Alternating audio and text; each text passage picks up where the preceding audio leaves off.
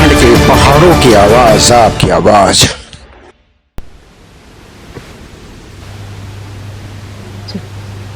जय उत्तराखंड, वैसे मोटे में आपका हार्दिक स्वागत है। देख रहे हैं आप पहाड़ों की आवाज वैसे मंडल। हमारा मकसद सिर्फ पहाड़ के उन विषयों को उठाना है जिससे वहां पर रोजगार मिले, या जो सरकार की नीतियां वहां के लोगों के हिसाब से नहीं बन पा रही है। जैसे कि आप सभी जानते हैं, हमारे यहाँ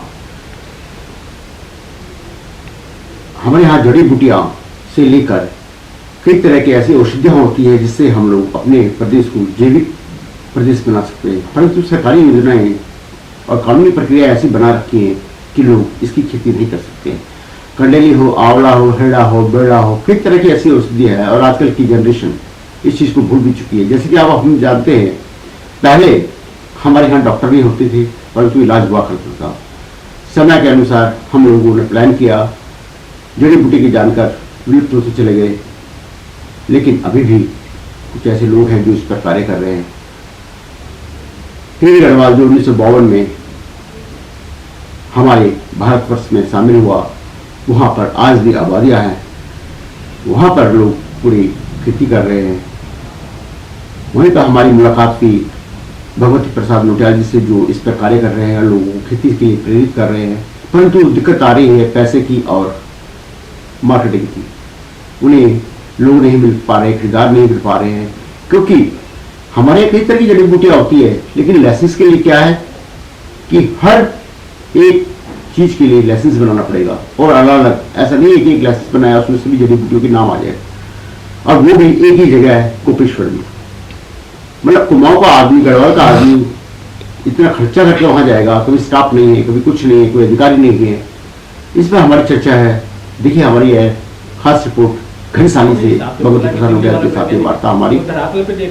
जो आदमी, जो बच्चा वैज्ञानिक हो रहा है, जब तक मेरा अपना अनुभव है, क्योंकि मेरा बेटा भी IIT कर रहा है, तो मुझे समझ में आया कि मेरा बेटा जो IIT कर रहा है तो उसने हल भी लगाया है, उसने भैंस भी चराई, उसने जो है गांव में जो है अपने पीठ पे बांझ भी लाया। तो वो तो समझ रहा है कि धरातल पे क्या है। पर अलग बात है कि हजारों में एक बच्चा, मेरा जो गांव का बच्चा है, वो निकला होगा IIT, वो निकला IIT में, परंतु अमूमन 95% बच्चे जो हैं जो शहरों में रह रहे हैं, जिसका हाई क्वालिफिकेशन है और हाई जो उसका वो हो रहा है IIT, वो साइंटिस्ट बन रहा है, तब वो कानून बना रहा है। तो क्या वो संभव होगा कि वो हमारे पर लागू हो सकेगा? बिल्कुल। असली किसान और असली वैज्ञानिक और असली शोधकर्ता तो वो है जो गाँव में, जो उसको समझ में क्या आएगी उसको कि अब हमने देखा कि यहाँ पे वैज्ञानिक, कहाँ का वैज्ञानिक से, तमिलनाडु का वैज्ञानिक यहाँ आ रहा था। अब वो कह रहा है कि गिलाई ऐसी होगी गिलाई ऐसी होगी, वो वैज्ञानिक तर्क दे रहा है हमको। अब किसके बताएं कैसे तर्क देगा? तो ये हमारा जब तक सूचना है ऑर्गेनो एक देख वो बोल रहा देख कह नहीं तो वो जो मैं ले आई तो मूर्ति नहीं होती तो एक वो और एक टै नहीं लगाई। हाँ, ये पर काटी थे तो वो ये इसका तेल निकलता है, जो तेल निकलता घास का, क्या बोलते हैं, एलोवेरा नहीं, वो अच्छा, वो मैं समझ गया। हाँ, लेमन ग्रास। हाँ, लेमन ग्रास सकते तो मेरे गवर्नमेंट ने कुछ करनी है शायद। कम तक सब ध्यान लगे, परंतु मार्केट का नहीं हो रही है। बात वही हो रही है कि हमारे पास सारी चीजें हैं, एक मार्केट नहीं है, एक दिशा नहीं है। इतना वो बना रखा है इसको, वो कंजक्ट्री की, यहाँ से एक किसान जाएगा, फिर एक किसान वहाँ से पहले उनको जो है हमारा बेसर सहकारी संघ में था, उसके बेसर सहकारी संघ में अब उनको छीन करके अब HRD गोपेश्वर देते हैं। पूरा उत्तराखंड का HRD गोपेश्वर है, कम से कम 200-250 किलोमीटर यहाँ से जाना। यहाँ का आदमी जाएगा, कुमाऊं का आदमी जाएगा, देहरादून का आदमी जाएगा, तो वो कहाँ जाएगा? वो लाइसेंस बनाएगा, तब वहाँ से एक 10-20 उसका खेत है और धंधा भी करना है। यदि जड़ी बूटी करते हैं तो इतना वो हो गया कि उसका लाइसेंस बनाएगा, और तब वो लाइसेंस बना करके फिर यहाँ आएगा, फिर उसको फिर बोएगा, फिर उसको कभी 3 साल 4 साल के बाद तब तो कुछ हो जाएगा। तो हमारा सोचना ये था कि इस तरह का जो कार्यक्रम होता कि हम लोग सरकार इस उसको थोड़ा सा ढीला करते कि भाई आपके साथ ग्राम पंचायत के माध्यम से, या उसका अधिकार ग्राम पंचायत को देते, जबकि 73-74 संविधान संशोधन अधिनियम में ग्राम पंचायत को 29 विभाग का सीधा अधिकार दे रखा है। ग्राम पंचायत का स्तर, जिसमें कि 14 विभाग को नाम मात्र का दे रखा है जबकि प्रधान ज़्यादा जानता है उसका, गांव का ज़्यादा जानता है कि इसके पास कोई जड़ी बूटी बो रखी है नहीं बो रखी है। हाँ, उसकी गांव का आदमी गांव में गांव का आदमी जानता है तो वो लाइसेंस दे देगा या उसको अथॉरिटी दे देगा, भाई ये तेरे अथॉरिटी दे दे या ब्लॉक में किसी से करवा के उसको फिर आगे बस बन जाएगा, ऐसा कुछ होना चाहिए। सरकारी उसके करने, तो ये सारी वो कर रखी है इसको। तो हम लोगों ने क्या कर रखा है कि एग्रीकल्चर पे हम ट्रेनिंग दे रहे हैं PMKVY में, हालांकि निःशुल्क हमारा तो वो है तो हम इसी पे देते हैं। तो ये जो जैसे हमारे ये कंडाली है, अब कंडाली तो हमारे खेतों में है ना, तो हमेशा ही खेतों में है, परंतु नियम ये है कि जब आप बिना लाइसेंस के आप इसको कहीं नहीं ले जा सकते। अपनी चीज को बताओ, ये हाल है चीज़ को अपनी उसको वो ला करके।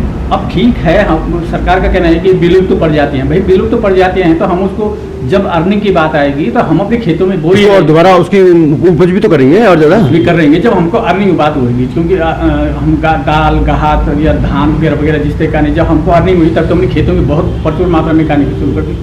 तो ये इसको कैसे समझेगा, इसको ये समझ में नहीं आ रही कि उत्तराखंड बनाया था इसलिए थोड़ी बनाया था कि ये हमारा वो था जैविक प्रदेश बोला था, हमारा उत्तराखंड बोला था। अच्छा जैविक, अब देखिए यदि हम इसको आज भी ले जाते हैं कहीं पे अंतर्राष्ट्रीय मार्केट में, तो इसमें क्या है कि हमको जैविक लाइसेंस चाहिए साहब। अब जैविक लाइसेंस कैसे मिलेगा कि जैविक लाइसेंस ऐसे मिलेगा कि एक जैविक विभाग खोल रखा है, और जैविक विभाग खोल रखा है तो अभी आएगा वो यहाँ, और जब ये साल शुरू करेगा तो हर 6 महीने में वो हमारे खेतों में आएगा।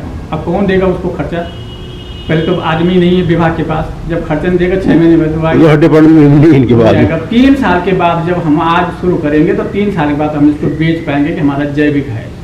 तब विभाग प्रमाण पत्र देता है कि नहीं देता है, वो तो अलग अलग बात है। जबकि हमारे उत्तराखंड में खाद के नाम की चीज हम खाद जानते नहीं, क्या है खाद का? गोबर खादी है, गोबर खादी है, वो हमें से पीढ़ी दर पीढ़ी चल रही है। अब इस नियम को कैसे कम किया जाएगा, इसका थोड़ा आप लोगों को, यदि जो दिल्ली में हैं या जो मीडिया के लोग हैं या उत्तराखंड से हितेशी जो बोल रहे हैं, जब हमने उत्तराखंड लिया था तो पता नहीं किस ढंग से हमने ये कहा था कि हम तो उस समय ये फूल हो गए थे तो हमारे पास हर चीज़ सोना है, पर सोना के साथ साथ उसको कैसे हम वो डिपेंड हो जाएं। अब यदि हम राजस्थान की बात करें, यदि उसकी मध्य प्रदेश की बात करें, तो वहाँ तो विलुप्त की कार्य वो तो हजारों साल पहले हमसे कहीं विकसित है, बहुत पहले, हाँ बहुत पहले विकसित है। आज हम उन पर तुलनात्मक करें तो नहीं हो पाएगा उतना तुलनात्मक उनके साथ में। तो हमको तो सीधे सीधे ये चाहिए था कि हल्का सा कहीं से भी आप ये किसी NGO को दे देते, किसी समिति को दे देते, सोसाइटी को दे देते, और सोसाइटी या प्रधान को दे देते, और ले बैठो अपने खेती में कर रहा, हाँ हमारे पास एक कलेक्शन सेंटर है वहाँ पे बेच अपना पैसा ले जा, जैसे वो उसमें करते हैं। तो ये व्यवस्था नहीं है। जिस दिन ये व्यवस्था यदि आप आज ही से शुरू हो जाएगी तो आज ही से ही हम नीचे से जैसे अभी अच्छा हुआ कोरोना बेचारे ने ऐसी बीमारी वो ऐसे वो किया कि लोगों को घर का जो 50-50 साल 20-20 साल 30-30 साल घर आए लोग, और उस घर आने के बाद वो हुआ तो लोगों को कुछ न कुछ ये लगा कि हम गांव में कर सकते हैं। 10% लोग गांव की तरफ झुकने लगे हैं, परंतु आज कितने तक होते नहीं, यदि उनके पास आय के स्रोत नहीं होंगे तो उनका भागेंगे कुछ भागे। तो इस तरह जोड़ने की जो हमारी बात है, अब हम सरकार का जो बैठे हुए हैं वहाँ पे जो चेयरों में अपना संविधान बना रहे हैं, कानूनी बना रहे हैं, वो उनको हमको यहाँ पूछ ही नहीं रहे कि क्या क्या समस्या है उनके पास। वो अब वो वहाँ पे टूरिज्म की आएगी, कितने आएगा उत्तराखंड में टूरिज्म? हिमाचल टूरिज्म है, उत्तराखंड की टूरिज्म है, कहाँ आएगा टूरिज्म? हमको तो सीधे आय के स्रोत की बात हो रही थी कि हम आय लें।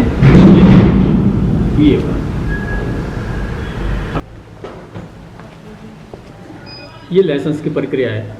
आप पहले एप्लीकेशन देंगे, फिर एप्लीकेशन, इस एप्लीकेशन को यहाँ से फिर वहाँ ले जाएंगे, ये उसका आधार कार्ड देगा, फिर आधार कार्ड उसका खाता खत्म देगा।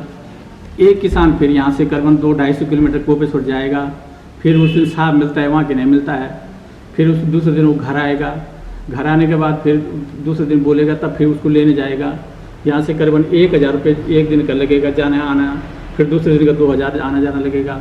फिर ये इस तरह की कहानी लग रही है। जितना उसका जिस चीज़ का वो लाइसेंस लेगा उसमें इनकम नहीं होगी, उससे ज़्यादा खर्चा पहले हो चुका होगा, पहले हो चुका होगा। अब मैं ये चाह रहा था कि यदि आप इसको थोड़ा सा ले जाते, कुछ पक्का माल ला रहे हैं हम इसको बना करके, ये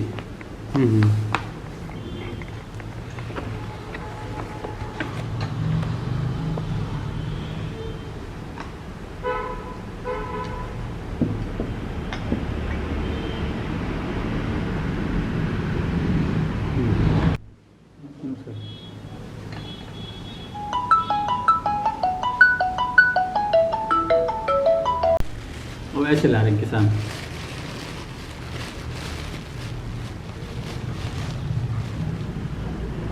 ये क्या हाँ, ये जंगल पर ले तू ना जी हाँ क्या छने आणि ही तो जंगल गुलाब हाँ जंगल इन छेना ये सुकोई थे इन अच्छा सुखाई थी हाँ आता वे की था मतलब ये तो वेट ज़्यादा हो जाए ना ना ना वो सुकोई थे लियो सुका है हाँ। आपको बाहर पर सुका का बच्चा हमारे यहाँ धूप है कोई बात नहीं तन सुखी जाएंगे मतलब 5-6 घाम जाए एक हफ्ता छोड़ दे घाम रात का में कितना दे दे ऐ छत में धोने पाल मुझे पड़ी बस जी बस ये होने लग होगा 50-60 रुपये किलो ये भी हो रहा ये तब के घंटे हो 50 रुपये होने इनके तो वो भी आपका हमारा जो कला है ना हाँ पर अभी नहीं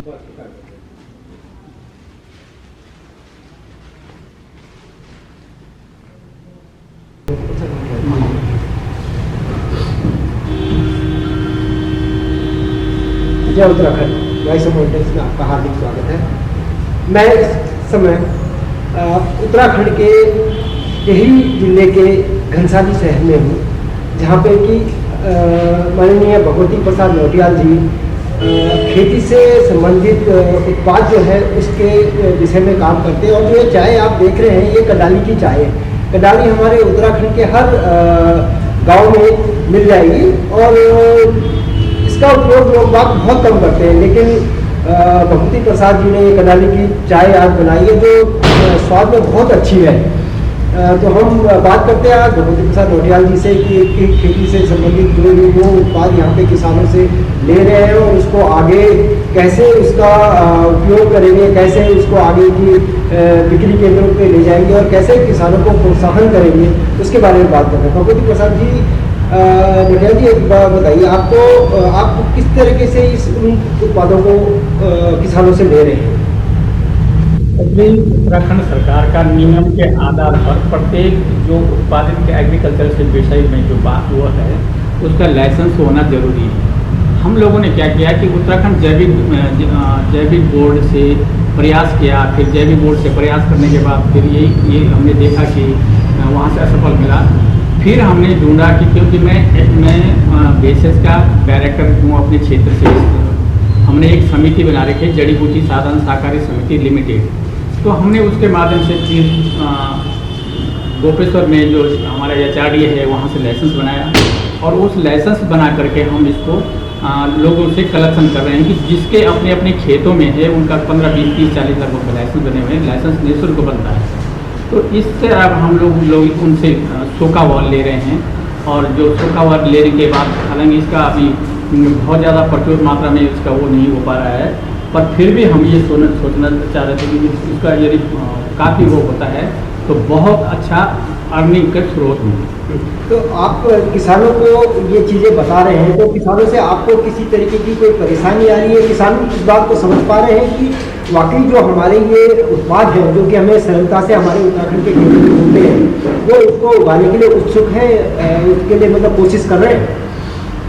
वर्तमान में जो अभी मुझे हो गया 5 साल इसमें करते करते, परंतु आप इस मूवमेंट पे आज 5 साल बाद मुझे ये लक्ष्य मिला कि मुझे मार्केट मिल गई। तो हाँ, एक हमारा मार्केट है, हम 2 कंपनियों से जुड़े हुए हैं, एक देहरादून से फेरिप्लाइज देहरादून लालतपर में है, उसमें हम ये ऑर्गेनो देते हैं, और दूसरा हमारे पास है यहाँ पे एक चिरबिट्टे में हमारा तिलवाड़ा साइड में हमारे एक ह्यूमन करके ह्यूमन उसको देते हैं हम लोग। और जब हम वहाँ देते हैं तो उसको बना करके फिर हम उसको बनाने के बाद इस तरह का चाय वो आपस को देते हैं हमको बना करके, तो उसको भी हम दोनों तरह से उत्पादन करवा रहे हैं।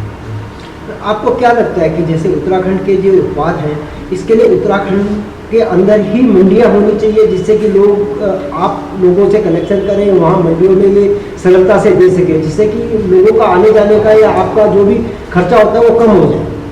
बिना इस तरह का कार्य हमने जो पहल की है, ये हमारा घनसाली शहर जो घनसाली जो इलाका है इसमें 400 गांव का लगभग है, और 400 गांव के लगभग 400 गांव का एक केंद्र बिंदु है।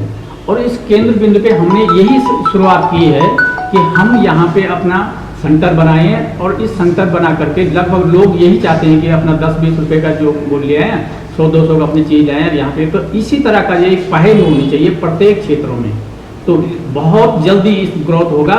और इसके साथ साथ जो है इसको सरकार के कार्यक्रम से जुड़, जैसे मनरेगा हो गया, NRLM हो गया, स्वयं सहायता समूह हो गया, कोऑपरेटिव सोसाइटियाँ हो गई, इनसे जोड़ करके, परंतु किसानों को चाहिए नगद पैसा, वो व्यवस्था सरकार के पास नहीं है। तो आप सरकार से क्या अपेक्षा करते हैं कि सरकार को किस तरह की व्यवस्था करनी चाहिए? सरकार को इस तरह की व्यवस्था चाहिए कि प्रत्येक समितियों को जो समितियों कोऑपरेटिव सोसाइटियाँ, जैसे हम लोग काम कर रहे हैं जो एनजीओ सेक्टर में या PMKY के माध्यम से हम लोग वो कर रहे हैं, तो जैसे हमारा हब है, हमको रॉयलिंग फंड टाइप का 2 लाख 4 लाख रुपए रॉयलिंग फंड है और 3 साल के बाद हमको उनके मूल वापस कर दे। तो इस तरह की व्यवस्था होता तो उत्तराखंड दौड़ेगा बहुत जल्दी। ये है। अभी तक आपको क्या लगता है कि प्रशासन की तरफ से जो है किसानों की भलाई के लिए या किसानी को प्रोत्साहन करने के लिए कोई पहल हो रही है, मतलब कोई खास पहल हुई है या पुराना ढर्रा ही चल रहा है? एक्चुअली कागजों में बहुत कुछ हो रहा है, परंतु किसान अब तक धरातल पे अपने को समझ ही नहीं पा रहा है। कारण क्या है कि जितनी कई विभाग हो गए, कृषि विभाग अलग बोल रहा है, उद्यान विभाग अलग बोल रहा है, जड़ी बूटी वाला विभाग अलग बोल रहा है, फिर भेषज वाला अलग बोल, पर जितने विभाग है किसान कंफ्यूज हो रहा है और किसान कंफ्यूज होकर और उसका किनारा कहीं नहीं निकल पा रहा है कि किनारा कहीं निकल पाएगी।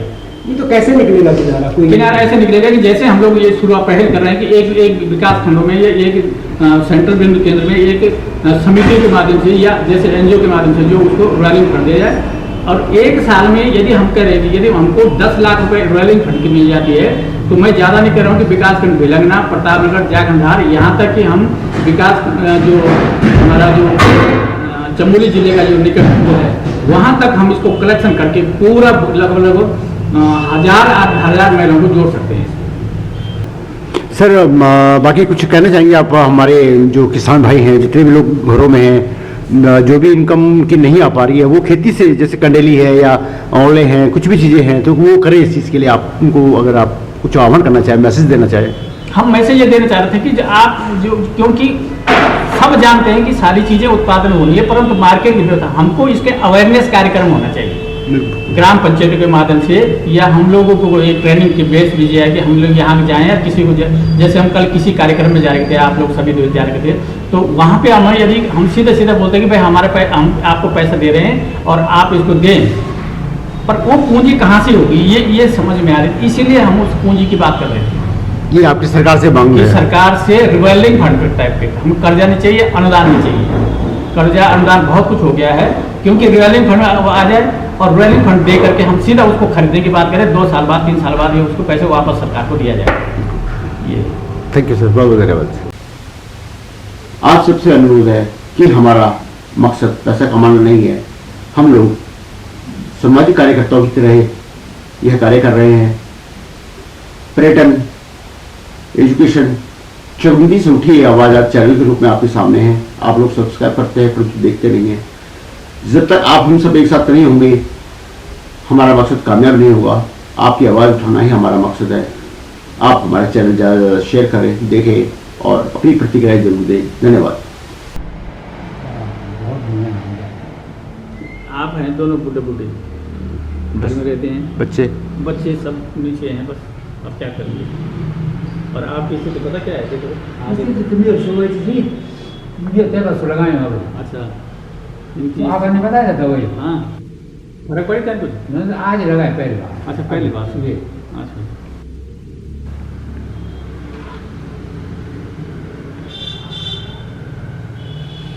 पहाड़ों की खबर हम लोग आपके लिए लगातार ला रहे हैं। वॉइस ऑफ माउंटेन्स का आप लोगों को बहुत अच्छा सहयोग मिल रहा है। आगे भी चैनल को सब्सक्राइब करना, घंटी बजाना, ताकि आपको अपने आप खबर मिले। लाइक, शेयर और कमेंट्स ज़रूर करना। पहाड़ों की खबर देखने के लिए देखते रहिए वॉइस ऑफ माउंटेन्स।